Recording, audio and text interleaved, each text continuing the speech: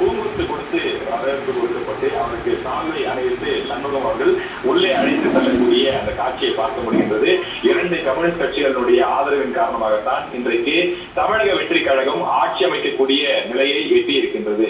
தமிழ்நாட்டில் 108 இடங்களில் வெற்றி பெற்று ஒரு பெரும்பான்மை கட்சியாக அவர்கள் தேறியிருந்தாலும் கூட பெரும்பான்மை இல்லாத காரணத்தால் 118 எம்எல்ஏக்கள் இல்லாத காரணத்தால் அவர்களால் ஆட்சி அமைக்க முடியாத ஒரு சூழல் ஏற்பட்டது.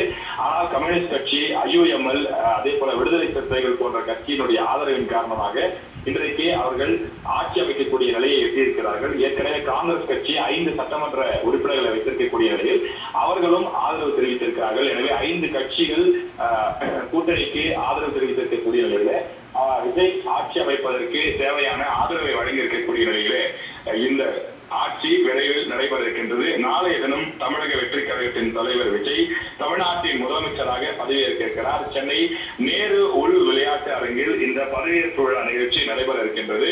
ஆயிரக்கணக்கானவர்கள் இந்த நிகழ்ச்சியில் பங்கெடுக்க இருக்கின்றார்கள். தேவையான ஏற்பாடுகளை அதிகாரிகள் செய்ய தொடங்கி இருப்பதாக தகவல் வர தொடங்கி இருக்கிறது.